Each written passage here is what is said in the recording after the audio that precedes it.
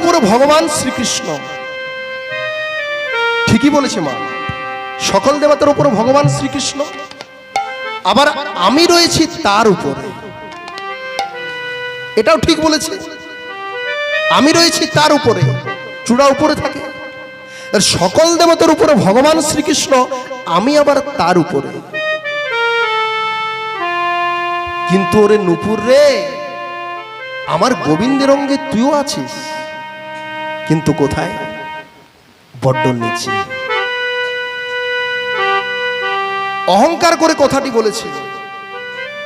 সঙ্গে সঙ্গে নূপুর বলে, চূড়া রে, তুই ঠিকই বলেছিস, তুই ঠিকই বলেছিস যে আমি গোবিন্দের অঙ্গে আছি, কিন্তু নিচে আছি।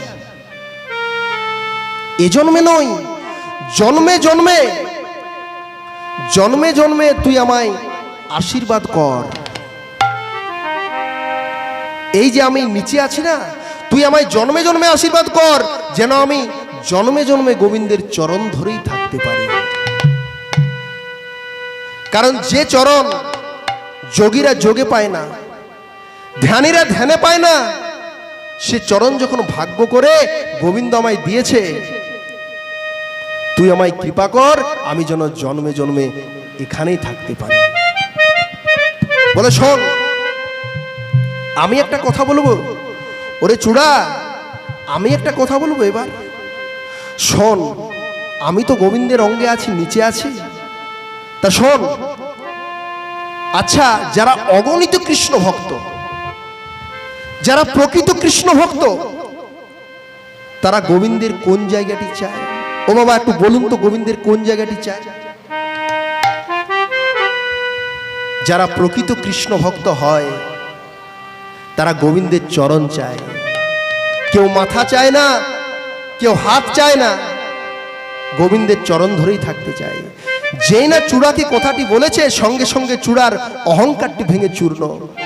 চূড়া মনে মনে সিদ্ধান্ত নিলেন, এ তো নূপুর ঠিকই বলেছে, এ তো নূপুর ঠিকই বলেছে।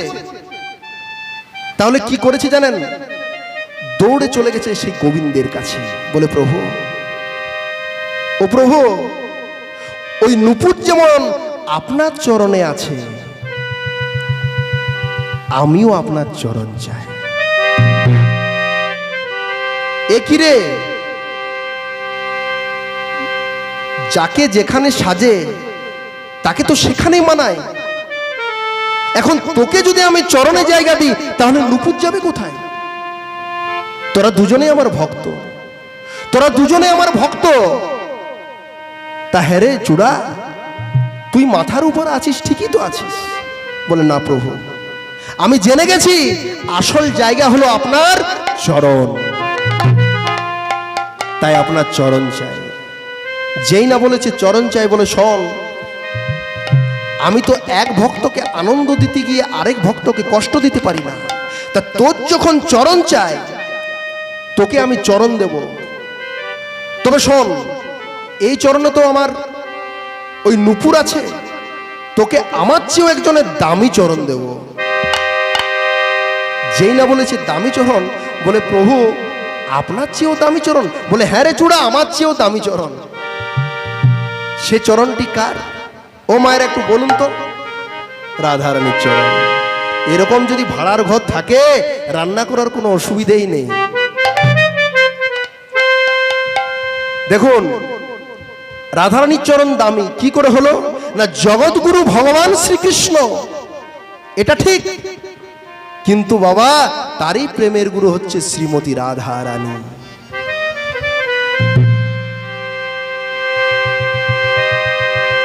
তাহলে তারই চরণ পাইয়ে দেবে, কিন্তু কেমন ভাবে পাবে? চরণটি দেব কখন? না, যেদিন রাধারানী মান করবে, যেদিন রাধারানী মান করবে, যেদিন রাধারানী মান করবে, গোবিন্দ কি করবে? কিছুতে রাধারানীর মান ভাঙবে না। আর গোবিন্দ গিয়ে কি করবে? না বাবা, সরগরল খণ্ডনং মম শিরসি মণ্ডনং দেহি পদপল্লব মুদারম, দেহি পদপল্লব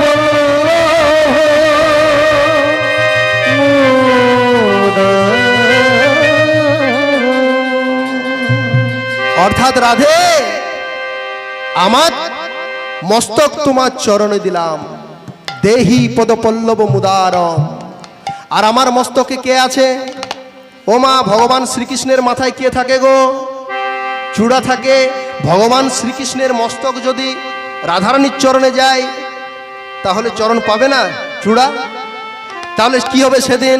সেদিন পাবে রাধা চরণ পাবে, পাবে রাধার চরণ পাবে, পাবে রাধার চরণ পাবে, পাবে রাধার চরণ পাবে। ওই চরণে, ওই চরণে তুই পড়ে রবি, পাবে রাধার চরণ পাবে। ওই চরণে তুই পড়ে রবি, সেদিন পাবি রাধার চরণ পাবি, সেদিন পাবি রাধার চরণ পাবি। তাহলে বাবা, এই যে সরগরল খণ্ডনং মম শিরসি মণ্ডং দেহি পদপল্লব মুদারম, এটা কোথায় লেখা রয়েছে? না গীত গোবিন্দমে। কে লিখেছেন? জয়দেব গোস্বামী। তাহলে দেখুন, এটা হচ্ছে লীলাটির আসল বিষয়বস্তু, লীলাটির উৎস। কিন্তু এবার দেখুন জয়দেবের পিতার নাম কি বলে? ও মায়েরা, জয়দেবের পিতার নাম কি বলেছিলাম গো? ভোজদেব গোস্বামী। বাহ, খুব সুন্দর। আর জয়দেবের মাতার নাম হচ্ছে বামা দেবী। দেখুন কেমন বাবা আর কেমন মা। আচ্ছা মায়েরা, একটি কথা বলি বাবা, যদি মাটি ভালো না হয় ফসল ভালো হবে? হবে না। আর যদি মাটি ভালো না হয় তাহলে সন্তানরূপী ফসলটিও ভালো হবে না। বাবারা মনে মনে বেশ হাসছে, ঠিক বলেছে মায়েদেরকে। আচ্ছা মায়েরা, ধরে নিন মাটি ভালো, আর যদি বীজটি পোকা লাগা হয় তাহলেও কিন্তু হবে না। তাহলে মাতা পিতা দুজনকেই ভালো হতে হবে। তা জয়দেবের যিনি পিতামাতা ভোজদেব গোস্বামী আর বামা দেবী, তারা এমন ছিলেন, তারা যদি ভালো না হতো তাহলে কি কৃষ্ণ ভক্ত সন্তান তাদের বাড়িতে জন্মগ্রহণ করত? তাহলে তারা কেমন ছিল? কেমন ছিল তারা? দেখুন, নুন আনতে পান্তা ফুরোয়, কিন্তু মুখে থাকে অনন্ত কৃষ্ণ নাম। নুন আনতে পান্তা ফুরোয়, কিন্তু অনন্ত কৃষ্ণ নাম। কেমন বাবা আর কেমন মা! ভোজদেব গোস্বামী আর বামা দেবী কেমন ছিল দেখুন। একটি নরোত্তম দাস ঠাকুরের পদ গাইব। হরি হরয়ে নম কৃষ্ণ যাদবাই নম, হরি হরে নম কৃষ্ণ যাদবায় নম, হরে নম কৃষ্ণ যাদবায় নম, হরে নম কৃষ্ণ যাদবায় নম, হরি হরয়ে নম কৃষ্ণ যাদবাই নম, হরি হরে নম কৃষ্ণ যাদবায় নম। হরি হরয়ে নম কৃষ্ণ যাদবাই নম, এটা গাইছেন ভোজদেব গোস্বামী। তখন বামা দেবী কি বলছে? কি বলছে? হরি হরয়ে নম কৃষ্ণ যাদবাই নম, হরি হরে নম কৃষ্ণ যাদবায় নম, যাদবাই মাধবাই কেশবাই নম, যাদবায় মাধবায় কেশবায় নম, যাদবাই মাধবাই কেশবাই নম, যাদবায় মাধবায় কেশবায় নম। যেই না বামা দেবী বলেছে যাদবাই মাধবাই কেশবাই নম, সঙ্গে সঙ্গে বলে বাবা বাবা তুমি তো খুব সুন্দর গাইছো, তাহলে কি আবার হবে? বলে হয়ে যাক। বলে আবার হবে না? হরি হরয়ে নম কৃষ্ণ যাদবাই নম, হরি হরে নম কৃষ্ণ যাদবায় নম, যাদবাই মাধবাই কেশবাই নম যাদবাই মাধবাই কেশবাই নম গোপাল গোবিন্দ রাম শ্রী মধুসূদন গোপাল গোবিন্দ রাম শ্রী মধুসূদন গোপাল গোবিন্দ রাম শ্রী মধুসূদন গোপাল গোবিন্দ রাম শ্রী মধুসূদন গিরিধারী গোপীনাথ মদন মোহন গিরিধারী গোপীনাথ মদন মোহন গিরিধারী গোপীনাথ মদন মোহন গিরিধারী গোপীনাথ মদন মোহন মনের আনন্দে বল হরি ভজ বৃন্দাবন মনের আনন্দে বল হরি ভজ বৃন্দাবন মনের আনন্দে বল হরি ভজ বৃন্দাবন মনের আনন্দে বল হরি ভজ বৃন্দাবন শ্রী গুরু বৈষ্ণব পদে মজাইয়া মন শ্রী গুরু বৈষ্ণব পদে মজাইয়া মন শ্রী গুরু বৈষ্ণব পদে মজাইয়া মন শ্রী গুরু বৈষ্ণব পদে মজাইয়া মন শ্রী গুরু বৈষ্ণব পাদ পদ্ম করিয়া শ্রী গুরু বৈষ্ণব পাদ পদ্ম করিয়া শ্রী গুরু বৈষ্ণব পাদ পদ্ম করিয়া শ্রী গুরু বৈষ্ণব পাদ পদ্ম করিয়া নাম সংকীর্তন করে নরোত্তম আবার নাম সংকীর্তন মাগে নরোত্তম দাস আমার নাম সংকীর্তন করে নরোত্তম দাস ওই নাম সংকীর্তন করে নরোত্তম দাস নুনান্তে পান্তা ফুরোয় কিন্তু মুখে অনন্ত কৃষ্ণ নাম আর তাদের সন্তান হয়েছে জয়দেব গোস্বামী। এবার দেখুন রামকৃষ্ণ ঠাকুর বলেছেন যে যারা স্কুলে যায় তাদেরই তো পরীক্ষা হয় বাবা, যদি কেউ স্কুলে না যায় তার কি পরীক্ষা হয়? যারা স্কুলে যায় তাদেরই পরীক্ষা হয়। এবার দেখুন ভগবানের কথা, যে করে আমার আস আমি প্রথমে করি তার সর্বনাশ, তথাপি যে ছাড়ে না আমার পাশ আমি হয়ে যাই তার সারা জনমের দাসানুদাস। কথাটি আমি কেন বললাম জানেন? যখন জয়দেবের বয়স 4 বৎসর তখন ওই গ্রামের শেষ প্রান্তে একটি বটবৃক্ষের তলায় খেলা খেলছিলেন। একটি বটবৃক্ষের তলায় খেলা খেলছিলেন। হঠাৎ জয়দেবের মাতৃবিয়োগ হয়ে গেল।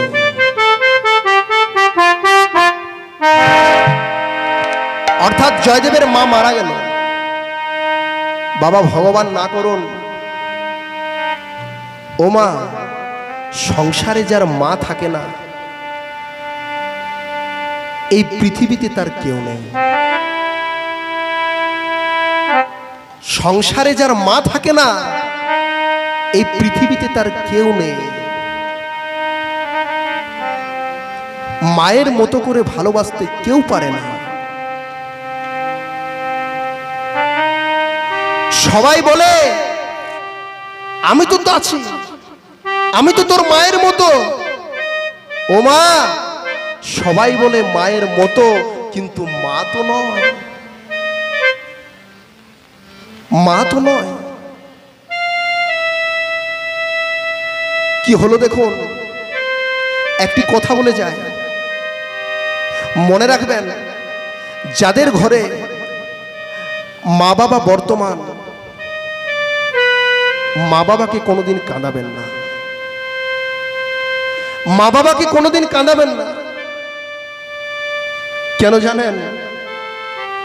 বটবৃক্ষ কিছু দিতে পারুক নাই পারুক, ছায়াটুকু দেবে। এ সংসারে পিতামাতার উপরে কোনো ভগবান নেই। যারা মাতা পিতাকে কাঁদিয়েছেন, ও মা, যারা মাতা পিতাকে কাঁদিয়েছেন, যতই গলায় তুলসীর মালা পরুন,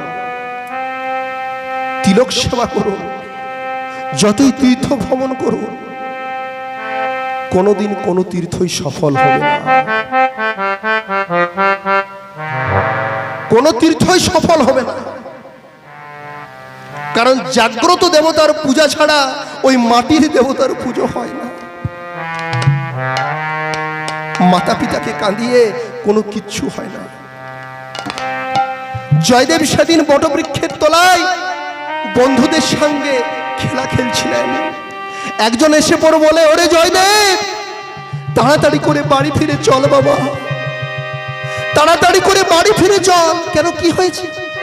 কেন কেন কি হয়েছে? না ওরে জয়দেব, তোর মা যে সারা জনমের মতো ঘুমিয়ে গেছে বাবা, তোর মা যে সারা জনমের মতো ঘুমিয়ে গেছে। ওইটুকু ছোট্ট সন্তান 4 বৎসরের সারা জনমের মতো ঘুমিয়ে গেছে, কথাটির অর্থ বোঝে না। যখন বাড়ি গেল বুঝতে পেরেছে কিছু একটা হয়েছে, কিছু একটা হয়েছে। তার মাকে খাটিয়ার সঙ্গে বেঁধে আর শ্মশানে নিয়ে যাচ্ছে।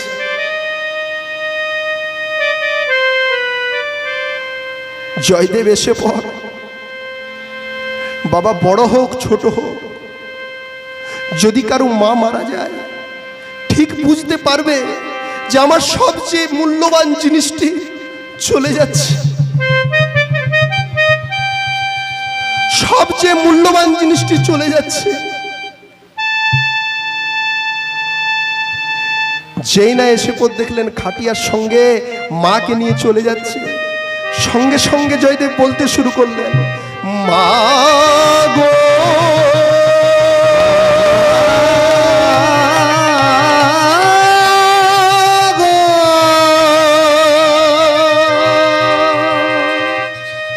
তুমি আমায় ছেড়ে যেও না, আমায় ছেড়ে যেও না। ও গো আমার গর্ভধারিণী মা, তুমি আমায় ছাড়া চলে যেও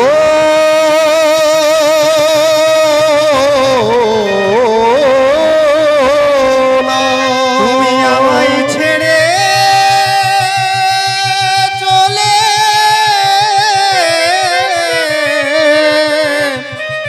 যেও না। ওগো আমার মা,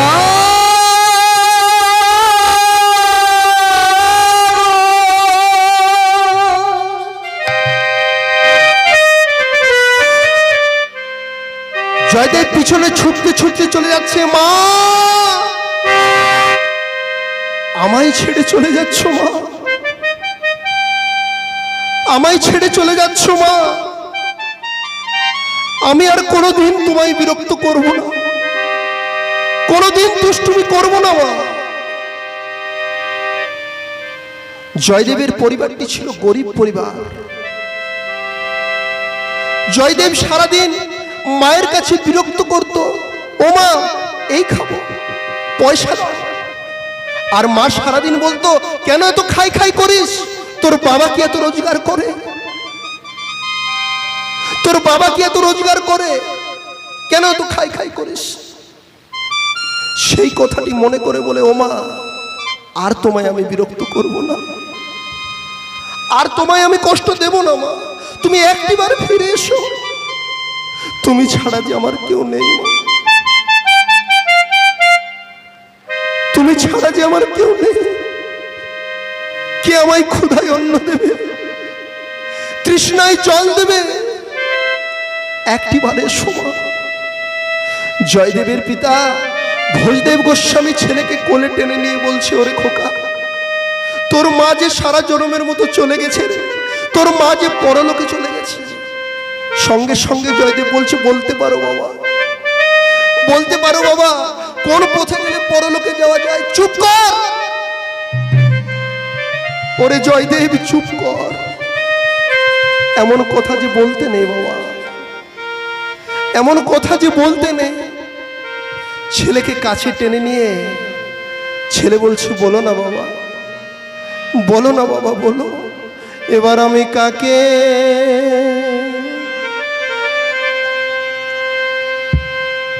এবার আমি কাকে মা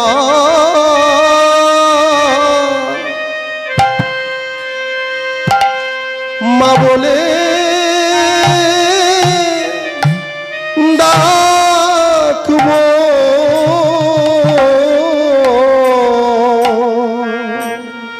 এবার আমি কাকে মা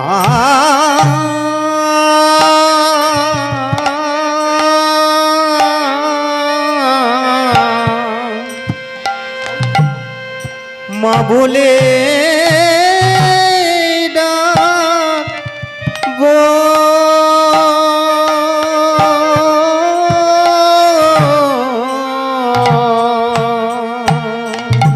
এবার আমি কাকে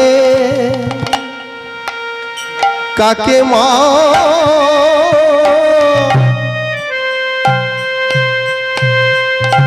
মা বলে ডাকবো এবার আমি কাকে মা মা মা বলে ডাকবো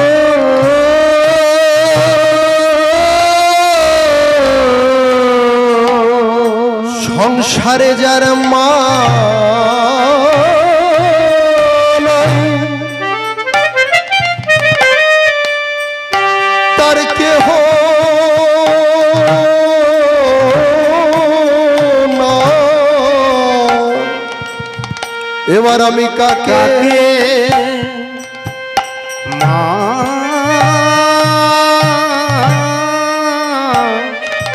মা বলে ডাকবো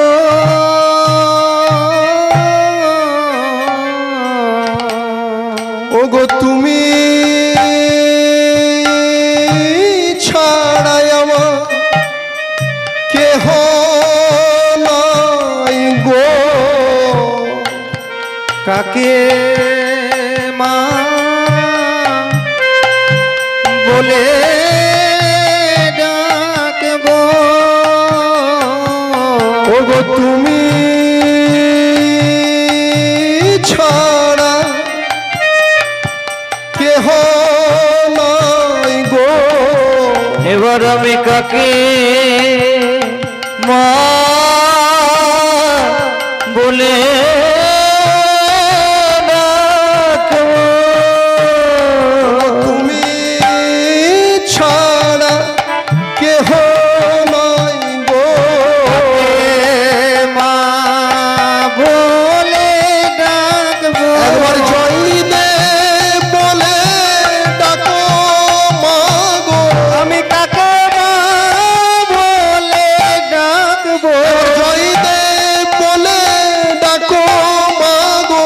আমি কাকে মা বলে ডাকবো হরি হরি বল বলে প্রেমানন্দে বাহু তুলে হরি হরি হরি বল বলে প্রেমানন্দে বাহু তুলে হরি হরি হরি বল প্রেমানন্দে বাহু তুলে একবারে হরি হরি হরি বলে প্রেমানন্দে বাহু তুলে কাকে মা বলে ডাকবো 4 বছরের জয়দেব মাতৃবিয়োগ হয়ে গেল। জয়দেব জানতো, জয়দেবের মা জানতো যে আমি সংসারে বেশি দিন থাকবো না। কেন জানেন? কারণ জয়দেবের মায়ের একটি রোগ হয়েছিল, যক্ষা রোগ, টিবি রোগ, টিউবারকুলোসিস। জয়দেবের মা বুঝতে পেরেছিল আমি সংসারে বেশি দিন থাকবো না। তা জয়দেবের পিতার হাত দুটি ধরে বলেছিল, ওগো স্বামী,